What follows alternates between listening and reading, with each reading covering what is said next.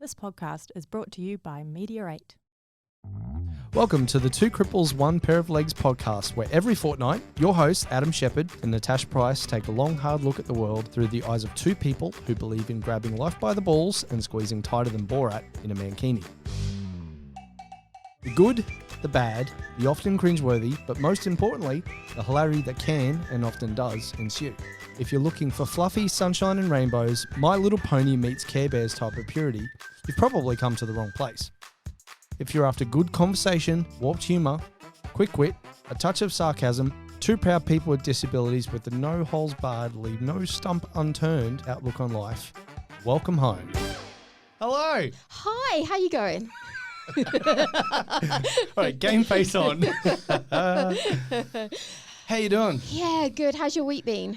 It's been good. Yeah, it's all right for some. I've been Hobart since Yes, the you last have. time we talked. Yes, you have. Well, we've talked since then, but since the last time we've been in studio, I've been to Hobart. And did you have a good time? I had a great time. Froze my ass off. Oh, Yeah, I know. I'm a born and bred Queenslander. We're allergic to the cold. yeah. And I messaged you and I said, so have you died yet? Anything below 22 degrees, we're allergic to. But granted, it was fricking. I'm not sure what fricking is, but it's a new word. It's going to be one of those days. We had one day we went up to Mount Wellington. Yeah. And it was 85 kilometre an hour wind. And the driver didn't actually see an official thing, but the driver reckoned it was -6. Beautiful. Yeah, first time I'd ever seen snow close up. Yep. I mean, I've seen it on TV and stuff, and it was awesome. And I'm sitting there and I'm like taking a photo. Next thing you know, I get this snowball lobbed at me. So my 6-year-old enjoyed it as well, clearly. Yeah, well, I'm sure he would have made the most of that opportunity. I sure would have. Yeah. And you're still here. I went away for a week, and you're still here to tell the tale. I'm still alive. My God, however did I manage? I know. I don't think that the stress of having to do everything whilst you were gone is enough to kill me. That's for sure. I don't do it often. No, I know. I don't I do it often. guess you can have a break. Yeah. Ugh. Oh, thanks. Thanks. How are you anyway? Yeah, I'm good. Excellent. I'm good. I'm glad to be back into training and stuff. 6 weeks out from a marathon, and we really haven't done much towards it yet. 6 weeks out from a marathon, and Mother Nature's gone, nah. I know, right? It's absolutely pissing it down out there. Anyway, we should get into this. we should. Yes. So we've got some pretty awesome guests with us today. I'm super excited. I know, right? I'm super. We've been trying to organise this For a long time. for a while. A long time. time. And we had it organised, and then I did something silly and ended up. Yeah, We had to postpone. But anyway. we did. So you're looking at me to hit the button. I am. Hit the fucking button, dude. Oh my God. We started. Where's the button? Push the button, let me know. Found it. The water cooler. Do you like that? Every time we hear it, we both go, oh shit, we should have gone to the toilet before coming on the show. Okay, everybody, we have the amazing guys from Everything Suarve here today. We'll tell you a little bit about the organisation in a minute, but we have Joseph and Steve. Hi, guys. Good afternoon. Good to have you on. Adam's going to do a little intro for you. And this is different. Adam's doing the intro today. It's usually me, but I forgot my iPad, so it's all down to you. And she can't see and shit. I can't see shit, so I can't do it. Yeah. So, I mean, we always say in the intro to the podcast, this could go anywhere, and it really could if you left it this to me. This could go anywhere, and I'm gonna read because I don't have my iPad either. But anyway, Let's do it. Suarve, a not-for-profit charity located in Ormeau that help disengaged youth. They provide a tried and tested course called the Big Brother program that offers engaging ways to learn in a safe environment and also creates employment pathways at the end of a 10-week program. They have over a 90% success rate. 90% sex rate, Jesus. This is going somewhere really different. Oh man, I'm messing it up already. Oh man, and they're up to their 10th program since 2021. Welcome. Hi. Thank you for having us. It is Yes. great to have you on the Two Cripples, One Pair of Legs podcast. I know we're actually two cripples, two able bods, three pair of legs and no legs. 3 pair of legs. Yeah, 4 people, 3 pair of legs, something like that. Oh, anyway. this is different for us. We've got 4 people in the studio. I know. I know, this is unusual. This is the biggest. It was funny. So little background story here. We do this thing where sometimes we know something's got to be done, and then we just assume that the other person's done it. It's just what we do. And about 20 minutes ago, well, it's probably half an hour ago now, I said to Tash, how many people are going to be in the studio? How many of the Suarve guys are coming in? And she's like, I thought you asked. And I'm like, well, I thought you asked. Hence the text message or the message that you guys got 20 odd minutes ago going, because we were like, if they're bringing the whole team, That's a big team. we're going to have to shift the studios. I'm sure. All right, so let's get into the questions, and I'm going to read them off my phone because my memory's not that great. But anyway. Oh yeah, showing your age now. Oh, I am. You're older than me, so yeah, I hey. know. Just quickly, I can feel my mate a little bit nervous over here, so I'm looking forward to this. And that's what happens when you're told half an hour before the podcast that you're doing the first podcast. So. Hey, I'm you'll be good, right. I'm good. We try not to be too scary. I know, and like I said, we're pretty loose. So. That's perfect. just be yourself, you'll be right. So, what was the catalyst for Suarve being created, being born? So I founded Suarve in March 2020. Mm-hmm. Oh God, so you're still pretty new then. Yeah, Oh my God, yeah. we're 3 years into the space, but beforehand, I had a very colourful upbringing. Uh-huh. I grew up in commission housing back in New Zealand. By the age of 14, I had lost one of my first friends to suicide. Mm-hmm. By the time I turned 15, I was expelled from school. Between the ages of 14 and 18, I ended up losing another 5 of my friends, so 6 in total. Yeah.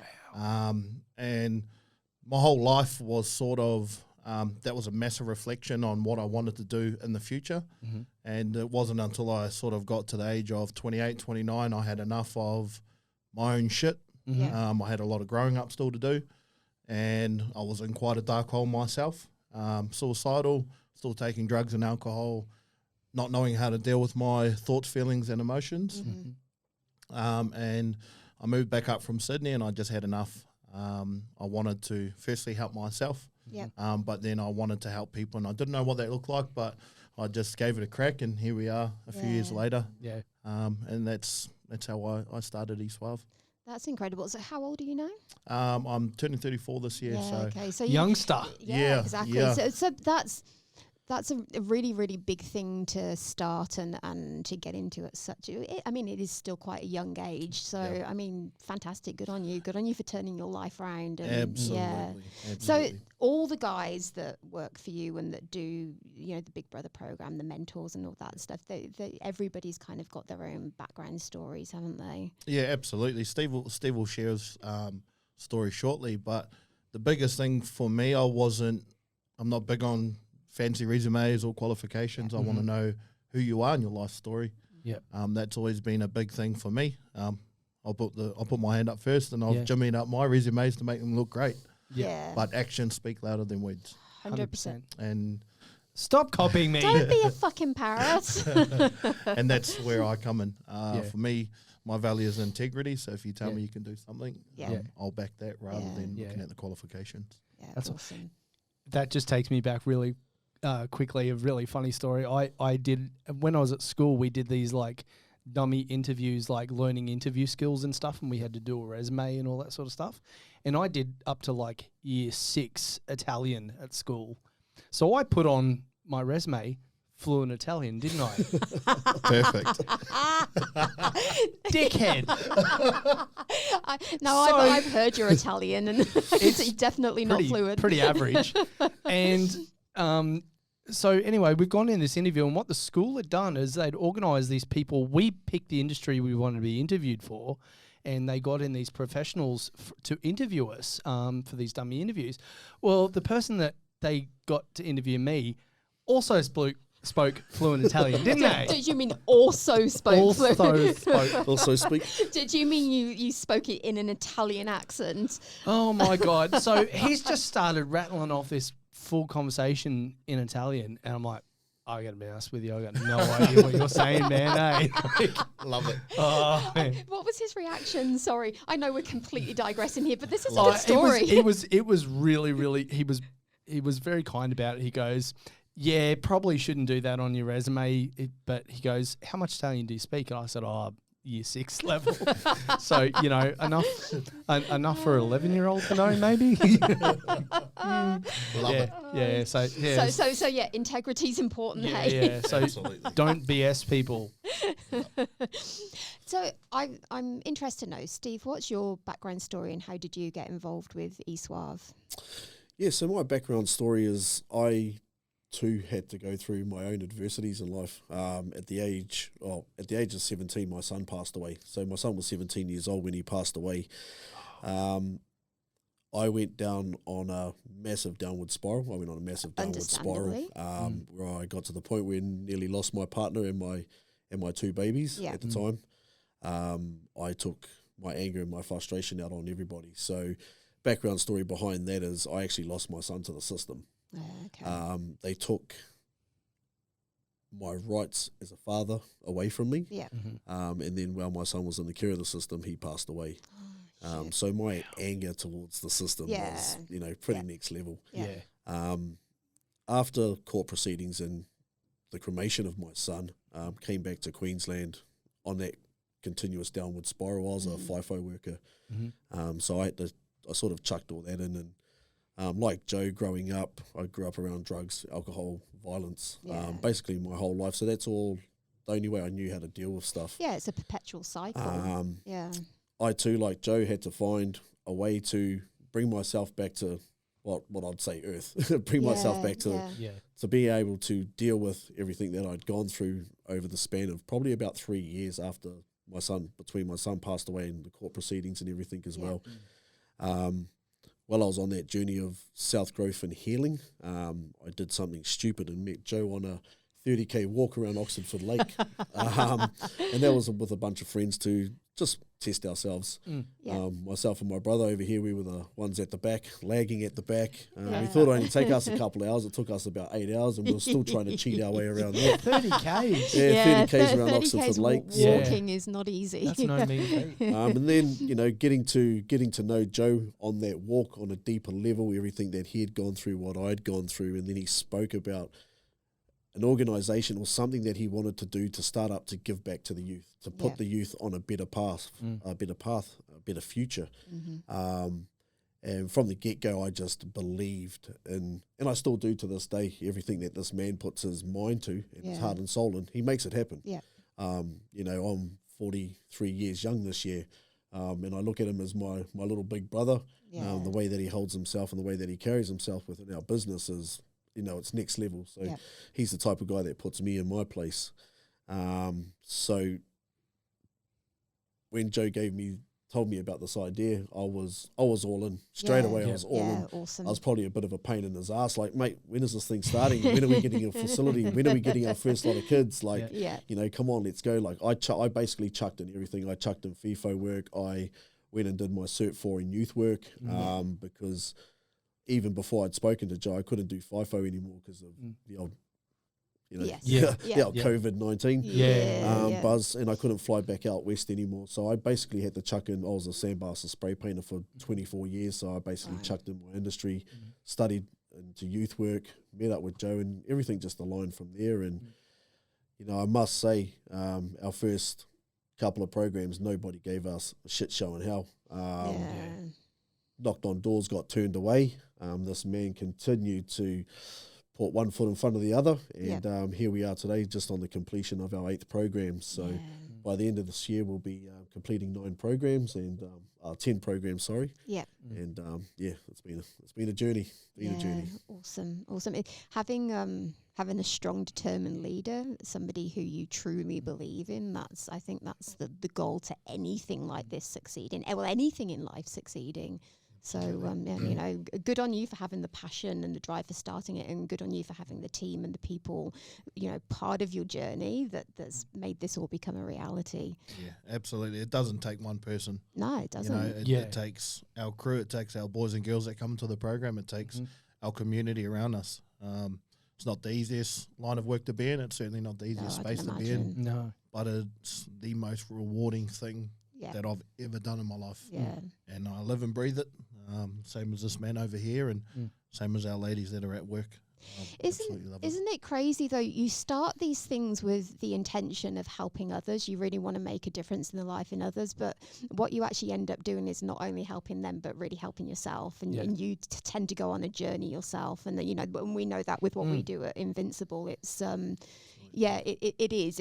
It's a journey for everyone involved. Yeah. Yeah. The biggest thing I've learned is patience.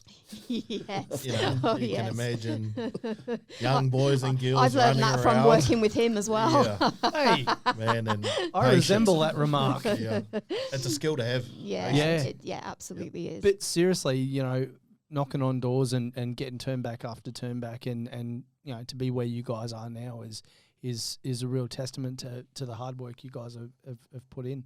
Absolutely. So the name Everything Suarve, or eSuarve as it's referred to as well, is super, super cool. It's not like anything else that's out there. How'd you come up with the name? Just being cool. Yeah. Look, growing up, it was quite funny. We always loved to dress well. We always loved to present ourselves well. Yeah. And Suarve was obviously, or Suarve is a name. I just wanted to be a little bit different.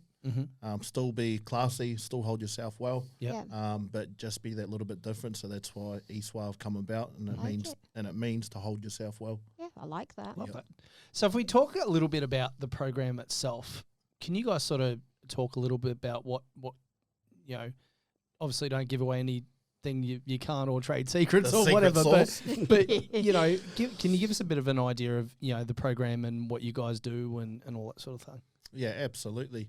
Look, to start off with, the importance of going through our own shit and self-journeys, I wanted to make sure that with every program we run, mental well-being is at the forefront of it, and the programs are built on a foundation of mental health and well-being. So the first 2 weeks is all built on, firstly, building trust with our young people.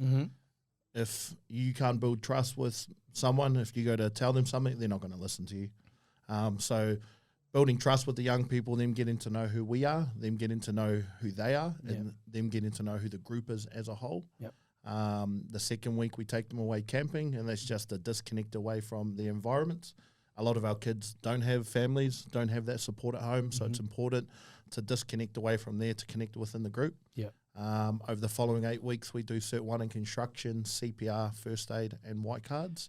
Awesome. But the biggest focus for us is the life skills, is the small 1%ers that are quite often not taught.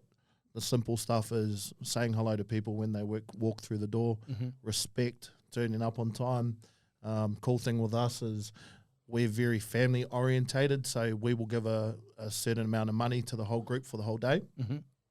They have to create a cooking menu or a food menu, cook for the whole team, go through the shopping, budget for it, and then we sit down as a family and we eat at the table. Yeah, that's awesome. So you don't want to be on the dishes afterwards, because we're not small eaters there, so there's dishes everywhere, isn't there, brother?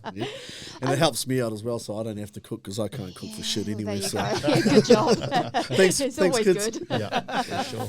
No, I love that though. That's such a great idea, because these are skills that they just don't get covered in school. That you don't, unless you're actually taught that. And if you come from, a family that doesn't have the best background, those are probably skills that you haven't learned from a young age, like others have. So they're really important. Absolutely. Yeah, that's I think fantastic. the other thing, whereas you guys are coming from a place where you've been in similar situations to what some of these kids are in as well.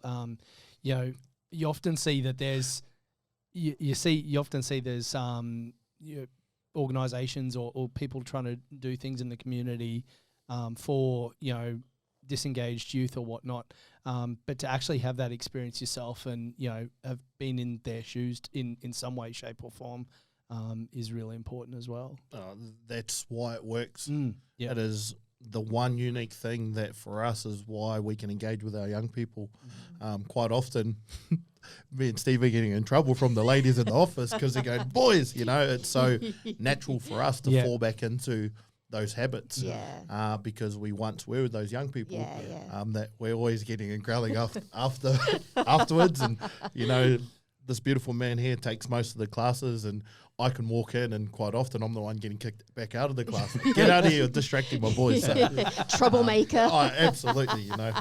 We've certainly walked similar stories to a lot of these young people, and we bloody love it. I guess for that reason, though, it's probably easier for you to gain their respect and because you have that understanding, you know where to be able to touch their hearts and minds, and you also were those kids, so you know the little sweet spots that others necessarily don't. Absolutely.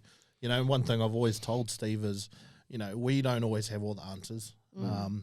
But the main thing that I want with our team, no matter how big or small, is that if you decide to do something because it feels right, then do it. Yep. And I'll back that. And I've always said that to Steve is I don't care if we get in trouble as an organisation because we've done something that you shouldn't do. Yeah. If it feels right and it comes from the right place, then I'll stand beside you the whole way. And that as a whole, as an organisation, is definitely who we are as people. But, breaking the mould is quite often where awesomeness comes from. Absolutely. And where new learnings and whatnot come from as well. Sure. So absolutely. I guess that's where a lot of the respect comes from as well from our young people. That come through. They see us dress the way that we dress. We'll walk around in hoodies and backward hats and play ping pong and basketball with them. You're just one of the boys. Just one of the boys, and smoke them at ping pong and basketball. Just by the way, of the boys, love it. No mercy. No mercy. And we tell them to bring their lunch money along as well, so we'll take that off them as well. But we end up giving it back. But that's where a lot of the respect comes from, is that we have that interaction with them. And sometimes we always come from a place of love and care and understanding first. But sometimes when our boys do step out of line, like, we're the first ones to pull them up and put them in their place, and that's where the respect comes from. Exactly, and they will respect you for that as well, I'm sure. And also, there's times that, pardon my French, we're fucked up. And we've owned that, though, and we've come back to the team and said, hey, sorry, we completely got that wrong. So having that realness of going, hey, I'm either struggling or, hey, we got this wrong. My apologies. It's not like, hey, learn everything from us. We still want to learn from you as well. So we all work as one. Yeah, well, like you say, it lets them see that you're real and you're human. For sure. You're human. You're not robots, and you don't get everything right all the time. It's, as you say. Nobody's perfect. Absolutely. Well, I'm pretty close. Oh, you like to Me think too. you are. Sit up straight, please, mate. I'm trying to sit up straight. I might look skinnier here. Want to put that mic on? I'm still the shortest person in the room. Don't worry about it. Hey, it's not hard for you, is it? I know. I had a kid come up to me yesterday and goes, "You can walk." I'm like, I got no legs. And like, you can walk on your stumps. And I'm like, no, I can't. And they're like, I bet you can. Like, okay. It was a bit random, but it's like 7-year-old little girl, and she's just walked. She goes, "You can walk." I'm like, okay. They're so innocent, has she not seen that I don't know? Kids are funny. So, where do you see the future of eSuarve moving to? Well, funny you say that. We've, I think with us, we always come up with so many different great ideas and so many visions, and it's awesome, but we've never been able to narrow one. So the main vision for us in the next couple of years is we want to have a retreat-style property here on the Gold Coast where not only young people can come to, but corporates and the general public can come and disconnect away from their environments. Love it. We facilitate breathwork, so there'll be breathwork rooms, meditation rooms, big ice baths and saunas. I'll sign up for that now, thank you. Absolutely. Commercial kitchens on the it. property. We work with a company called Tiny Mobile Australia. We want to have tiny homes all around the property. Yeah, we're going to ask you ask about the about tiny that, homes. So that's going to be for, homeless young people, and we'll work away where the farm or the property can fund itself. So our program's funded by ourselves. We can pay the boys while they're in the program to work on the property. So definitely for us, it's at the forefront is well-being. And we can absolutely see ourselves doing that on a property in the next couple of years, somewhere in the Northern Corridor. Love it. That's really, really cool. So where does the support for running of eSuarve come from? Great question. Mm-hmm. Firstly, I have to acknowledge Camille and Todd Pepper from Mhm. LC in Queensland. I've been mates with them for the last 13 years, and it is them that helped me start up eSuarve. Yep. Gave us the money to firstly get our warehouse and show people what we can deliver. Then we've got good corporate supporters, McInnes Wilson Lawyers, Ausbuild, LP Pipe and Civil, Top Gun Landscaping, and Ernest Young. A lot of these guys have done our work on pro bono to run the that's business itself, awesome. and without that, Some we Big names there as well. huge Yeah. names, but they don't want recognition. They've come into this space for the right reasons, and Yeah, that's been awesome. the biggest thing. Mm-hmm. But support for our program. Me and this man have literally slept on our couch for the last couple of years at the warehouse, not getting paid. Yeah. We teach putting yourself at the forefront, and we quite often forget about ourselves. Yeah, And when it comes to support, we're very lucky to have those corporates, but man, we've had to make some noise and continue getting the results. And luckily, we have got partial funding. Yeah. Yeah. A lot of people think, eSuarve's funded now. We're not even close to being funded. Yeah. I think people don't realise quite how hard it is to run a not-for-profit. Absolutely. Yeah, it's difficult. We often get in our in our business that we have,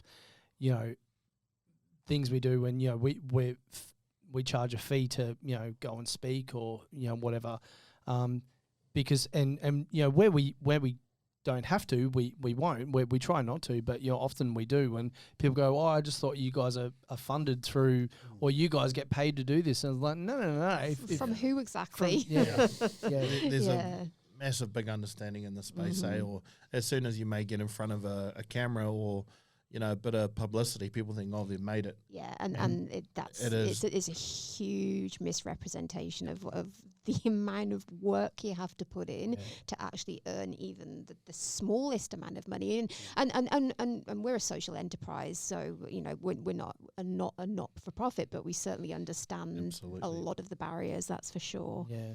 And just quickly, shout out to our beautiful partners. When it comes to support, they've certainly been the ones, mine in particular, paying my phone bill, knowing that me and Steve are too embarrassed to ask for anything. She'll just say, babe, you two go get something to eat. Would rather be at the warehouse sharing bloody 2-minute noodles with each other because we put everything back into our kids. So, and as you can see, I don't get a lot of those noodles. So we have that problem too. You eat all my food. Yeah, can't you tell? Not bad. So how can the community, for those people that are listening or watching on the live, how can the community get involved to help you guys do what you do? Well, this morning there was something raised with us, and it's a thing called iSponsor. Okay. So iSponsor is basically an app, and you jump on, you join the eSuarve page, and there's certain stores online that you can purchase items from. Yep. A percentage of what you spend on iSponsor actually comes back to eSuarve.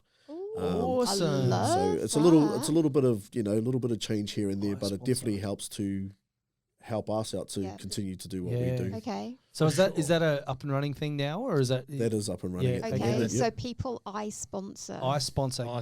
Is it through an app or? Yep, just an app. All right. Awesome. Yep, and also just general conversations about eSuarve helps. Word of mouth is a powerful thing, and when huge, lots of isn't it? people are talking about something, Yep.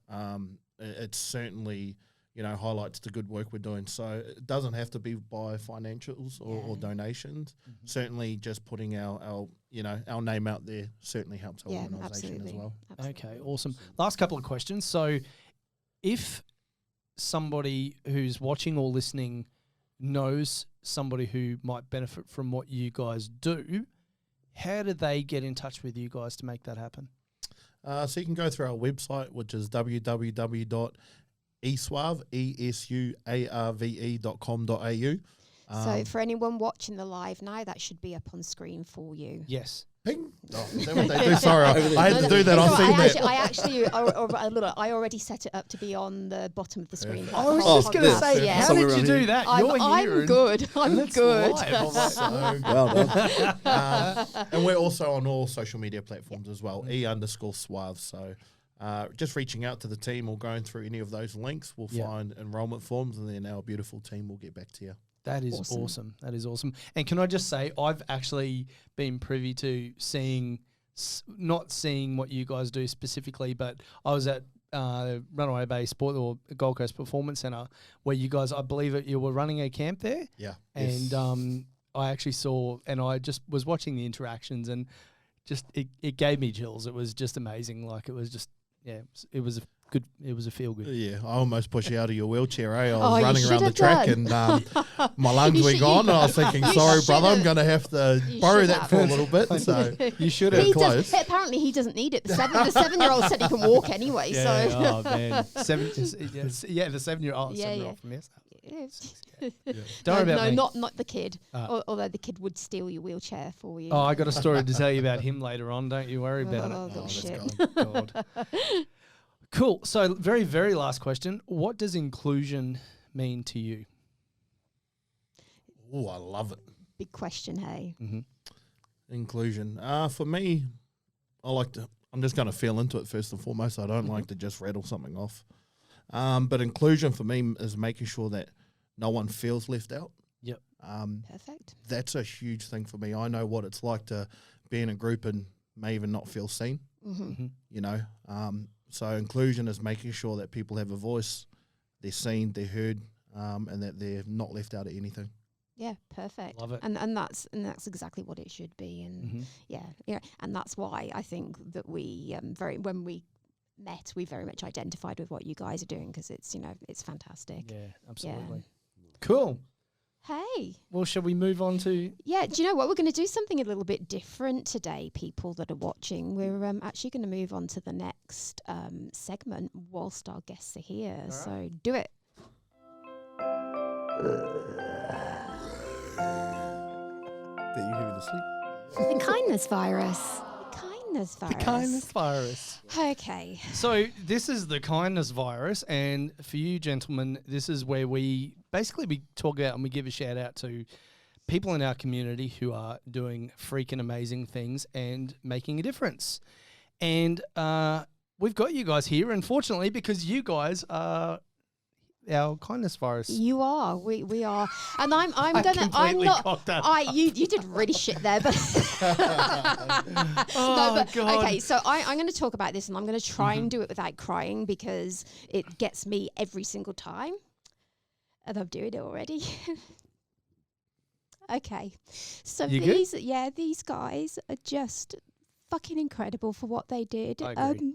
Sorry. All right, I'm going to Be cry. sorry. Don't be sorry. I'm sorry. Right. So in September, I was up for the Westfield Local Heroes as a finalist, and part of the prize from everyone for everyone was $5,000 went to the 2 runner-up finalists, and 10,000 was to go. Was it 10,000? Yes. No, 15. 20,000. 20,000 was to go to the organisation or the person that was voted as the winner from the community, and wonderful Suarve here were the recipients of the 20,000, which was fantastic and very much well deserved, and very much supported by everybody that was there. And I came away with $5,000 for Invincible, and I can't remember the other guy's name, baseball dude, The Coomera. from Coomera Cubs. Coomera Cubs, yeah. Yeah. So anyway, he got 5,000 for his organisation.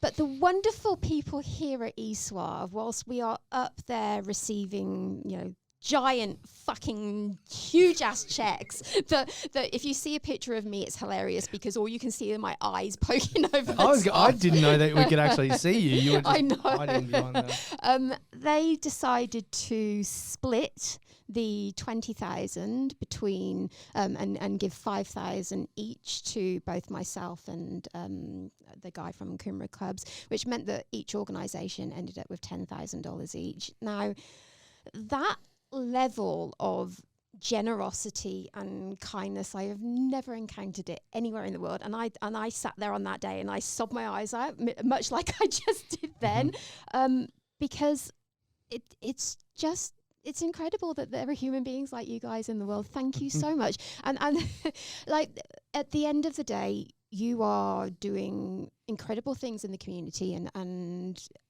like we both said, you know, we're all struggling for funds here to bring about our programs and do what we can for our communities. And the fact that you wanted to support others and I guess give yourself less money to continue on with your own work is just incredible, and it's just it's mind-blowing, and I don't even know what to say because I'm so emotional still. And this was September and it's now April and I still get tearful talking about it. It's amazing, and we are incredibly grateful. We are, and you know, thanks to you guys, we've been able to you know, sign some contracts to be able to continue running our face-to-face programs, which has just been something we were really struggling to figure out how we could continue to afford to do. And we're getting our content out online, and there's just so many things in the work as a result of that help from you. So thank you. Really, really thank you. As you guys would know, you know, from the early days when it is just you or, you know, two people trying to do everything, it's a real juggling act, and, you know, things end up getting left, or, you know, and it's really allowed us to, you know, sort of have things going on, you know, get people to help us do different things, and yeah. So thank you. That's okay. Look, it doesn't cost anything to be kind, eh? Yeah. Oh, well, it costs you, you know, 10 grand, but but that, you know, that's fine. We've been in that position, you know, and just a quick shout out to Camille who did get nominated for that and won. And awesome lady, beautiful lady, my heart and soul of ensue. Yeah. I quite often say she's my backbone. But you know, we've been in that position, not only with organisation but in life as well. You know, and it's very easy just to help someone up. It is. And that's all we wanted to do. And, you know, quite often I speak about it with the team is, you know, I want people to remember us for who we are as people, not for what we've done, you know. So that is exactly what ensue is, and the type of human beings that we have in our team. That level of giving, that level of putting others first, that level of just loving people without knowing them, that is who we are, and I couldn't explain it any other way. And just proud that we're actually able to do that. And be in that moment, you know. I remember when people and our friends were just dropping food off to us when we first started to feed our kids. Small things or big things, we know they go a long way, and that's just 100%. All we wanted to do. So well, it's amazing, and we're so grateful that we could get you guys into the studio today and finally get to chat about. I know, right? It actually happened after all these months. The planets aligned, or whatever. I'm probably gonna have to chuck my mate on in front of more cameras because he surprised me a little bit. Hey, you did well. Mr. Cool sitting over there. If there's here. anybody else out there wants to do a podcast, just I'll give Joey a rest of the media cameras interviews. You know, you got Channel it. 9, Channel 7. Let us know. We'll get you in touch. But absolutely. So we'll put some links for ensue on the live and on our socials as well.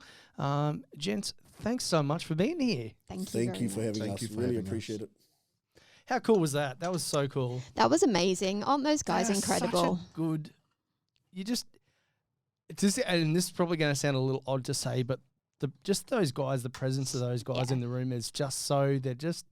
I know. So they're awesome humans. Just good people. Oh my God. I'm so sorry for I really struggled to hold myself together then. That's right. Well, it's normally me It's normally I me, so it's know. about time it wasn't. I'm pretty sure that's like the third time or something I've cried on one of these episodes. And considering this is what, episode 14, I'm not doing very well. Well, you're either crying or dying. so, you know. A couple of extremes there. Yeah. All Should right, we move so on? what are we into next? Like two cripples using a beach towel to skydive. This could go anywhere.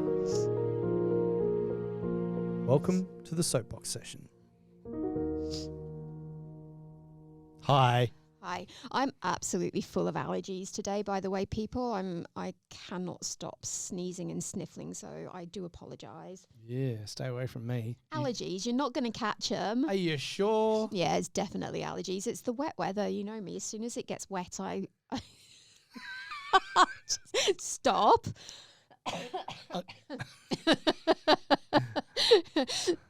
I'm going to catch pomminess. Are you going to catch pomminess? Yeah.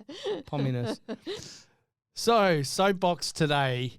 I found something the other day that I just thought was hilarious. Oh, yeah. Like I'm not. I like to think that my English is pretty good. I mean, I know you pull me up on my English all the time. I think my spoken English is quite well. I mean, considering it's the one and only language, well, slight Italian, but let's not go there. Yeah. I think we've already discussed that. We've already been down that rabbit hole. But my written, I'm terrible. My grammar is shocking, and I blame my disability. That works, doesn't it? Yeah, sure. But anyway, so the Macquarie Dictionary has put up 5. They say 5 words. It's actually because each one is like more than one word. Yeah, so it's not a fucking word, it's a phrase. They're phrases. 5 phrases. 5 phrases that they are considering adding to. I'm pretty sure they're actually adding them, aren't they? Yeah, well, the article I read said considering. Okay, cool. And by God, I hope somebody with some sense actually knock some sense into them. Knock some sense in and convinces them not to. I mean, I like to play around with words, and I write a bit and do different, and that's what you do. But have a go at this shit, would ya? So make sure you give a definition for them as well, because half that stuff I'm like, what? Excuse me. Have a guess at what Jendi Nooch. What the fuck? I'm like, what? This is okay. So this is one of 5. Jendi Nooch. What the fuck is that? It's please don't put me in the dictionary because I'm a 3-year-old child that can't be bothered to say a whole fucking phrase. So I'm taking that's gender neutral. Gender neutral. Jendi Nooch.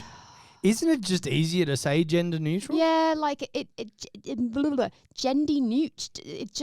It's definitely easier. What I don't get is, but and you notice this as a POM, you notice this. Aussies, we shorten things all the time. It's what we do. It's a fucking national pastime. It is. But sometimes you add letters, like we shorten things to make them harder to say. It just I don't get that. Like for example, if you're going to shorten, if there's a name that can't be shortened, you will add letters to it. For like Dean, you wouldn't say Dean, you'd say Dino. Yeah. Like or Steve-O. Steve-O. Timo. Yeah. Timmy. So Sorry. You all right there? Yeah. Oh my God. Okay. But yeah. Anyway. Adzi. Yeah. Okay. Just so yes. Anyway, All Aussies. Right. So next one, Cozzy lives. Cozzy lives. Now I'll give you a hand with this one. It's got nothing to do with swimming. Because that's what I'm. Oh, I know. I remember. What? Cost of living. Yes. What the? Who the fuck says Cozzy lives?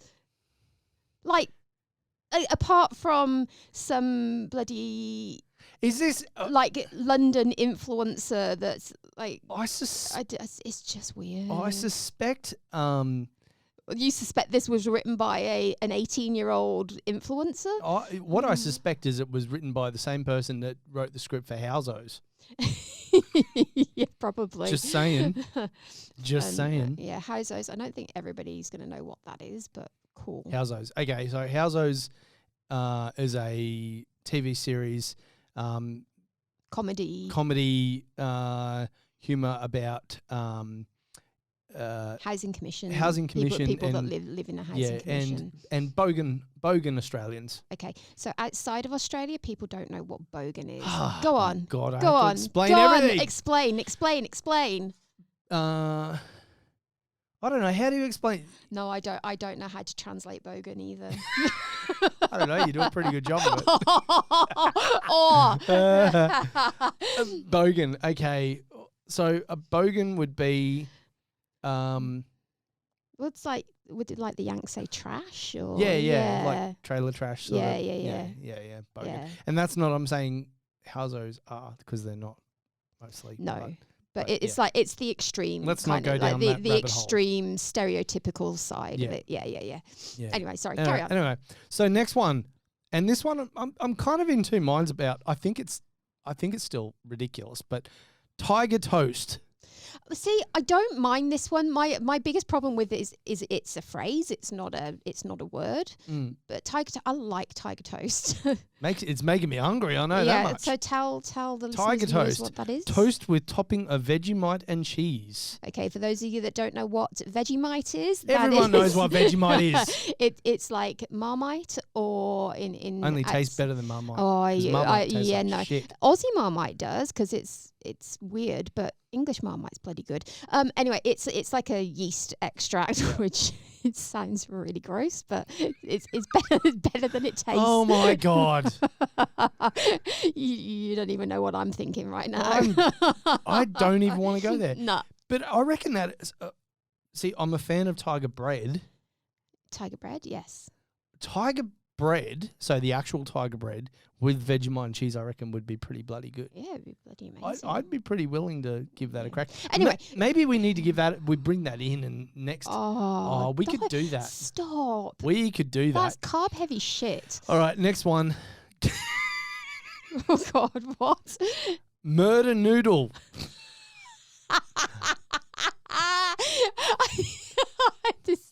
All right. Yeah. So if you've just joined us, And the first thing you've heard is murder noodle. we're going We're through not- through 5. They say 5 words, but they're more than one. They're phrases that the Macquarie Dictionary is considering adding.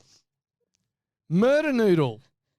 Go on, give it your best shot. I am not. Although I'm a little bit scared. I wouldn't ask me what I'm thinking. 'Cause I know it's- what you're thinking. It's really quite disgusting. Dirty pom you are. Dirty pom. Yeah, go on. A snake, especially one that is venomous. Like how? What? Have you ever heard a snake? I've heard a few things called a murder noodle noodle. when they're about to stab something, but what is seriously, that? Why? Who came up with this list? Why wouldn't you just say snake? It's much easier than murder I've noodle. never even heard of murder noodle. Like it's I've not. never heard of any of It's them. not like it's something that, lots of people have come out and said, or it's trending on social media or something. No, it's You know, just oh, shit. I heard a murder noodle move into my house, and I had to get the murder noodle remover to come in and get rid of it for me. You want to be removing your murder, your murder noodle? That's not good. Eunuch Adam, hey? Oh my god! Sorry. Poor plastic surgeons. Okay, we digress. All right, and I just want to know, whoever came up with these, what drugs were they smoking? I know, right? What were they smoking to come up with? Okay, so the last one, Oh, there's another. there's one more. Password child. A child favoured over their siblings as shown by the use of their name in the parents' passwords. Yeah, Mum and Dad, I hope that's me. Just saying. Just saying. We all know in your family I'm the favourite. Oh, yeah. I'm the favourite. Yeah. Except for your niece, because she's kind of Oh, cute. but God, she's the favourite. I'm always. the favourite. You wish. You've gone down in their estimation since Evie came along. Everybody has. My dad has a folder of photographs and videos purely of my gorgeous niece and nothing of his own 2 children. That's because you're so old, cameras weren't invented. Oh, wow. Yeah. Saucer of milk table too. Oh, my God. Anyway, so that's... Anyway, I don't think we really need to kind of go into much of a soapbox on that stuff. No. It's fucking ridiculous that stuff is being put into a dictionary. Yeah. A well-to-do dictionary as well. Yeah, the National Dictionary. Yeah. Yeah. Yeah. Yeah. Yeah. Yeah. All right. Shall we move on? Yep, I can't remember any of the stuff we're talking about today, so No, that's right. you go for it. All right. Cool.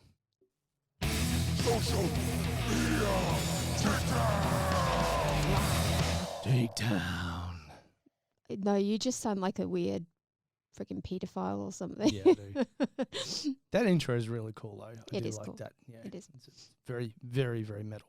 So, social media takedown. You found this one. I did find this one. It's funnily enough, this week it's not so much as a takedown, but just something very, very funny that I found on socials, and we're going to end up taking down an entire country of people, but it's worth it because it's true and very, very funny. Yeah, well, absolutely. So here you found an article that is 25 weird things Americans have actually said to non-Americans. Yeah, and we just both thought this was really funny because we have both had some very weird shit said to us by Americans. And for all of our American viewers and our American friends out there, we love you. We do. But this stuff has been said to us and has been said to other people, and yes, And we're not having a go. We're not having a go. Well, we kind of are. We're taking the piss. We're taking the piss a little bit. Yeah. But we would do this to our own people too if we found something like this. And if you're not sure what taking the piss means, it means having a laugh at your expense. All right. So number 1 on the list of things that weird things Americans have. I did actually find this on social media, just so if you're trying to figure out what the relevance is anyway. Social media. After telling the guy sitting next to me on a plane I was an Australian Aboriginal. Guy, wait, Aboriginal means you are indigenous to that country. Me, yes. Guy, that can't be possible. Me, why? Guy, because the British were the first people to settle Australia. They are white and you are brown. You must be Polynesian. Me, let me tell you a little story that goes back 60,000 years. Yeah, so people who don't realise this, Australia was here a long time before it was settled by my lot. Yes. By my people. By your, I like by your my, light by, better. by my imperialist fucking comrades. Yes. We're in Port Arthur last year too. Yes. Yeah. Well, you were there. Well, last I was week. there. Yeah, I know. I was. We weren't there very long because it was fucking awful weather. But maybe that's why they sent all the dodgy British there. Of course it was, because it was a shithole back in the day. But anyway, we completely digress. But yes, the Aboriginal people and the Indigenous people have been in this country for a very, very long time. Yes. A bit like in the US, the American Indians, the Indigenous people have been there far before white people. So yes. Anyway, so there's like a whole list of why don't we? Do you want me to go through more? No, I think we should pick out a few because there's cool. some really funny ones there. Oh. I haven't read through the rest of them. Oh, dude. Okay, all right. I have that. I mean, that's just an example, but yeah, okay. We've both had some. We've had some funny shit said to us by Americans, haven't we? Yeah, we have. So I used to live in America. I lived in Texas when I was a teenager. My dad was a football player, soccer player, and we lived there, and I loved my life. What team there. did he play for? He played for the Dallas Sidekicks. Dallas Sidekicks. Yeah. That's cool. The Americans give some funny names to their teams. Yeah, they do. I mean, do I need to say Crystal Palace? That's a place. That's just fucking weird, though. But it's an actual place. It's not like it's not a weird thing. It's an actual place. Crystal Palace. Yes. Anyway, is that where the Queen lives? No, trust me, the Queen's dead for Well, a your start. Queen lived, and the King now. No, Sorry. no. I'm pretty sure they would not even step foot there, let alone live there. But Can't be that bad. yeah. Anyway, let's move on. Yeah. But yes. So for me, anyway, I lived in America as a teenager, and Yeah. when I started school over there, constantly had, and this wasn't just a one-off thing, I constantly had people coming up to me going, oh, so did you have dinner with the Queen? Like, how often? Was it like every week? Or I'm like, you realise there's 85 million people in my country, right? And no, I've never met the Queen. I've never had dinner with her. It's not something we do on a regular basis. Every Brit in the country goes to dinner with the Queen. Would you like to come for some tea? There's roughly... You really need to do something about that British accent, hey? Yeah, I know, I'm sorry. Considering I hang out with a pommel though. No, and considering you actually get asked all the time what part of the UK you're from. I know. Yeah. I don't know where they get that from because, your yeah. British accent sucks ass. That's probably because I'm trying. If I don't try. If you don't try. Yeah. Okay. Like when I've been over in the US, I keep getting asked what I actually get asked over there what part of the UK I'm from. Yeah. Oh, yeah. Like Aussies get asked that all the time. Yeah. It's really odd. It's either what part of the UK am I from or what part of New Zealand am I from? Yeah. Hello to our Kiwi friends. But yeah, it's really, but they never pick Australia. It's always the UK or New Zealand. Strange. Yeah. Hey? Especially as New Zealand's a far smaller country than Australia. I know. Think they'd Well, it's go funny. Aussie So first. we've got what 25, 26 mil here. Yeah. UK's got, what'd you say? 85. 85. So, like nearly, not quite 88 actually, I think. 88. Yeah, So not quite, 4 times as many. 3, yeah. In a place that's 36 times smaller. I know. Which is just crazy. It's a very sparse population here, which is why it's such an amazing place to be. But anyway, Imagine all the toes you could please. run over. Oh, I know, right? So tell me something that has been said to you. Oh, I've been asked what my pet kangaroo's name is. Of course, it's Skippy. Of course, it's Skippy. Skippy, the bush kangaroo. Okay, we're not here to sing. Nobody wants that. Trust me. Nobody wants that. But yeah, no. Do we have crocodiles in our backyard? I mean, we have snakes and stuff, but yeah, crocodiles and crocodiles. No, not. Oh, and to be honest, it's funny because now I kind of laugh a little bit about it because I was like, don't have kangaroos in my backyard. I don't have pets as kangaroos, but I literally have kangaroos in my yard now, like where I live. Yes, you do, don't you? Yeah, which is pretty cool. And for Mr. Six, growing up, being able to go out in the backyard and look out of our balcony and see kangaroos and stuff is pretty special, I gotta say. And lots of bush turkeys. It's not a very nice thing to call me. It's very apt. Very. Actually, talking about turkey legs, those leg crocheted leg warmers. If anyone knows how to crochet, I want to get some stump warmers for Adam that are the shape of turkey legs or chicken legs, chook legs. We're gonna post a photo on Instagram and Facebook, so check it out. And if you can help, I am willing to pay in food, booze, whatever. Or whatever. Maybe not whatever. Be careful, you'll have the devotees coming on and offering you all sorts. Hi, Adam.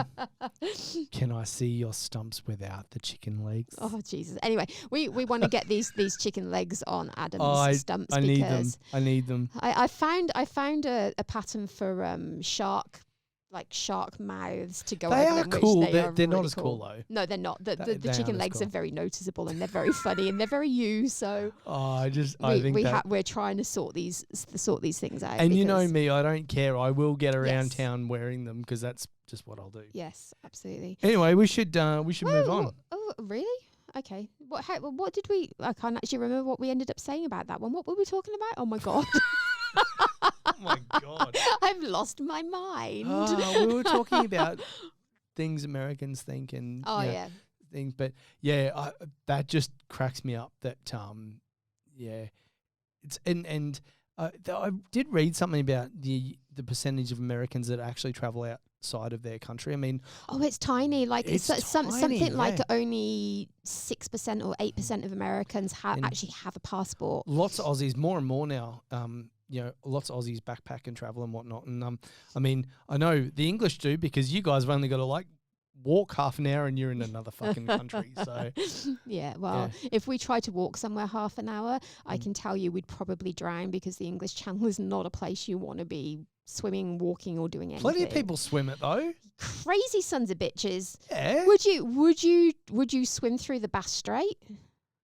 No. No, there you go. The very similar I parts of the didn't say English Channel. I wanted to swim the English Channel. I'm just saying people do it. Yeah, I know, crazy people, but good on them. But yes, it's I can't even I've forgotten what I'm saying again. Oh my God. Don't make me, hang on. Don't make me pull out a hurdle. Don't make me pull out a hurdle. Exactly. I reckon that's a bit cruel now that I've hit a hurdle twice. Cruel or apt? Can I speak? Can I just tell you something No. about? I've got to tell you this. This was just hilarious. Anybody who knows, who follows me on social media, or knows my son, he is just awesome, and he's a cheeky shit. I love him to death. My God, I would die for that child in a heartbeat. My God, he is a little shit sometimes. Sometimes? No, I'm A joking. lot of time. He is your child after all. He is. He's a good kid. I love him to bits. He's doing this thing at the moment where he'll come home, he'll go, hey, such, which is best mate from school. He'll call me him, or he'll go, hey mum, and he's actually talking to me. And so the other day I was just like, mum's got boobs, I don't. And he just looks at me without even blinking, and he goes, yeah, you do. Thanks, mate. Yeah, he's a funny little bugger. I love his- He constantly makes jokes about me not being able to see shit. Yeah. Like or you having Even no when legs. you're not, it's not even for your benefit, because he does it just like randomly. Like we'll be out somewhere and he goes, Tash, he couldn't see that. Yeah. He's man. Way beyond his years with his humour, that one. Yeah, he is. Anyway, should we move on? Come on then, let's do it. All right.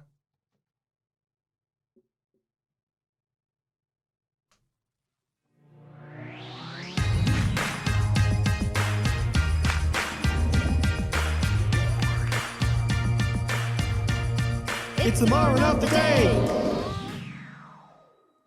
Why are you looking blankly? I'm trying to figure out what the hell we were talking about for this as segment.